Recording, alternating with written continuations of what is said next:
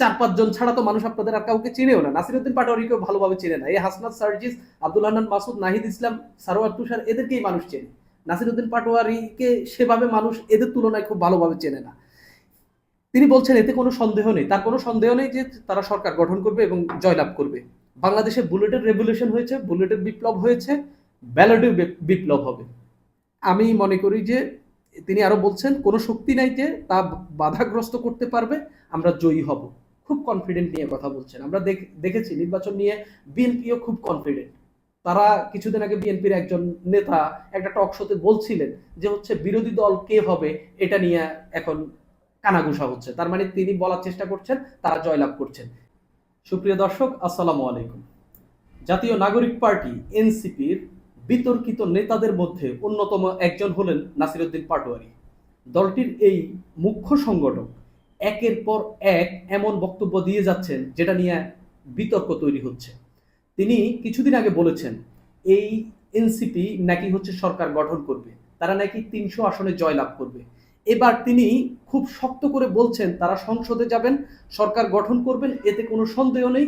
দেশে বুলেটের রেগুলেশন হয়েছে, এবার নাকি ব্যালটের রেগুলেশন হবে। আপনিও কি তাই মনে করেন এনসিপি আগামী নির্বাচনে জয়লাভ করবে?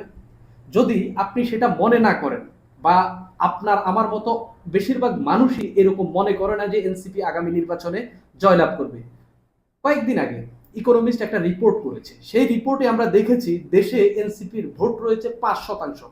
অনেকেই বলে থাকেন তাদের 5% ভোটও নেই। তো ধরেন 5%ই ধরলাম, 10%ই ধরলাম, তাও কি এনসিপি নির্বাচনে জয়লাভ করবে?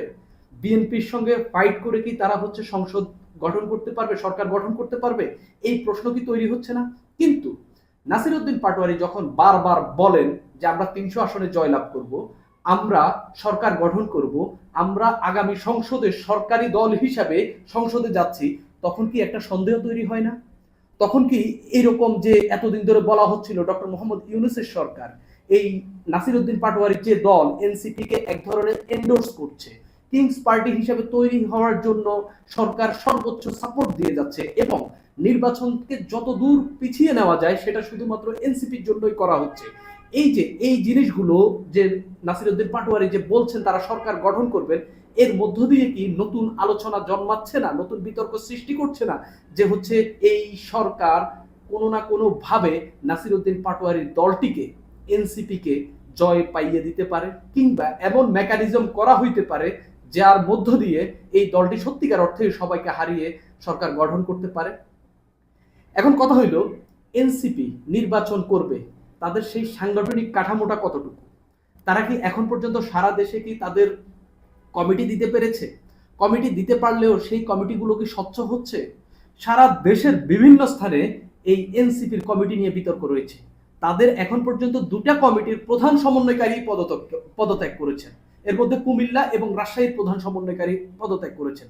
তারা অন্য দলের লোকদেরকে তাদের দলে ভিড়াচ্ছেন। আওয়ামী লীগ, যুবলীগ, ছাত্রলীগ, বিএনপি, অন্যান্য ইসলামী আন্দোলন, তারপরে জামাতে ইসলামী, সব দলের নেতাকর্মীদেরকে তারা দলে নিচ্ছেন। এটা কোনো অসুবিধা না। কিন্তু যেই 5 আগস্টের পর আওয়ামী লীগ, ছাত্রলীগ কিংবা যুবলীগের নেতাকর্মীরা, স্বেচ্ছাসেবক লীগের নেতাকর্মীরা এলাকায় ঠাঁই পাচ্ছেন না, সেই মানুষগুলোকে এনসিপি এক ধরনের এন্ডোর্স করছে, তাদের দলে নিয়ে টাকার বিনিময়ে তাদেরকে এই যে টিকে থাকার এক ধরনের লাইসেন্স দিচ্ছে, এরকম বিতর্কের কথাও শোনা যাচ্ছে। এখন দেখি, আমি একটু গুগলে সার্চ দিয়েছি যে এনসিপির আসলে কি অবস্থা।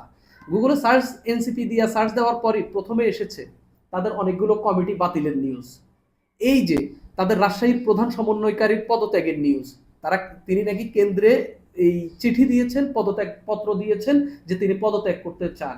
একটা বিভাগীয় জেলায় এনসিপি যারা নাকি আগামীতে সরকার গঠন করবে এরকম কথা তাদের নেতারা বলছেন, সেই দলের বিভাগীয় জেলার প্রধান তিনি পদত্যাগপত্র কেন্দ্রে পাঠালেন। এই যদি হয় এই দলের অবস্থা, এরা কি আসলে আপনি বিশ্বাস করেন?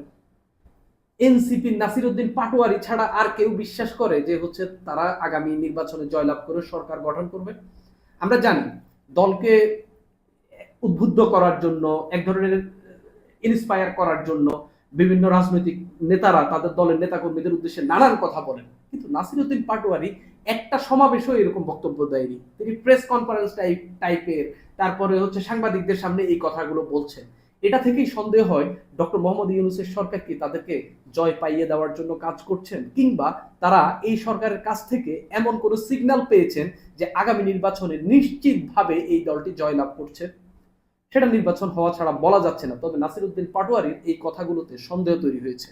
আমি একটু তার কথাটা পড়ি। তার কথাটা মানে খুবই গুরুত্বপূর্ণভাবে দেখা দরকার আছে। অন্যান্য রাজনৈতিক দলেরও এটা দেখার দরকার রয়েছে, তাদের দলের এবং বাংলাদেশের সাধারণ মানুষেরও এটা দেখার দরকার রয়েছে। কেননা আপনি যখন নির্বাচনে জয়লাভ, নির্বাচনে যে আপনার সব আসনে প্রার্থী দিতে পারবেন কিনা, আপনার জামানত টিকবে কিনা, আপনি মেম্বার ইলেকশন করলে জয়লাভ করবেন কিনা, যখন এইসব কথা হচ্ছে তখন আপনি বলছেন আপনি সরকার গঠন করবেন আগামী নির্বাচনে, তখনই সন্দেহ তৈরি হয়। তিনি বলছেন ইনশাআল্লাহ আমরা সংসদে যাব, খুব স্বাভাবিক, 2-3টা আসন নিয়ে সংসদে যাইতেই পারেন, এরকমও মানুষ বলা বলি করছেন। সরকার গঠন করব, এটাই হচ্ছে বড় প্রশ্ন। কিভাবে সরকার গঠন করবেন? আপনারা কি 150+ আসনে আপনারা জয়লাভ করবেন? আপনারা কি আপনাদের 150 জন কেন্দ্রীয় নেতার নাম বলতে পারবেন? আপনাদের কেন্দ্রীয় কমিটিতে এখন পর্যন্ত আছে কয়জন? নির্বাচনের বাকি আর 1 বছরও নেই, কেন্দ্রীয় কমিটিতে আপনাদের 150 জন মেম্বার রয়েছে। আপনারা 150+ 4-5 জন ছাড়া তো মানুষ আপনাদের আর কাউকে চিনেও না। নাসিরউদ্দিন পাটোয়ারিকেও ভালোভাবে চেনে না। এই হাসনাত সার্জিস, আব্দুল হান্নান মাসুদ, নাহিদ ইসলাম, সারোয়ার তুষার এদেরকেই মানুষ চেনে। নাসিরউদ্দিন পাটোয়ারিকে সেভাবে মানুষ এদের তুলনায় খুব ভালোভাবে চেনে না। তিনি বলছেন এতে কোনো সন্দেহ নেই, তার কোনো সন্দেহ নেই যে তারা সরকার গঠন করবে এবং জয়লাভ করবে। বাংলাদেশে বুলেটের রেভলিউশন হয়েছে, বুলেটের বিপ্লব হয়েছে, ব্যালটের বিপ্লব হবে। আমি মনে করি যে তিনি আরো বলছেন কোনো শক্তি নাই যে তা বাধাগ্রস্ত করতে পারবে, আমরা জয়ী হব।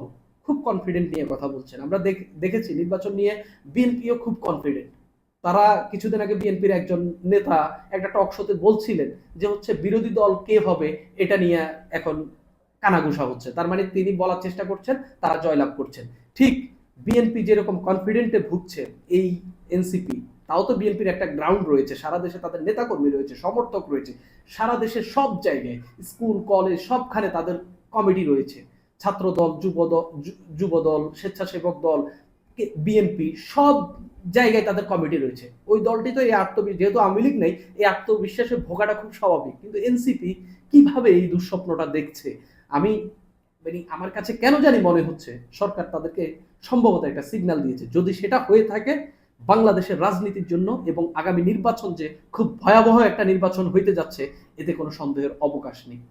সুপ্রিয় দর্শক, নাসিরউদ্দিন এই পাটোয়ারির বক্তব্যকে আপনারা কিভাবে দেখেন সেটা মন্তব্য করে জানাবেন। আজ এই পর্যন্তই।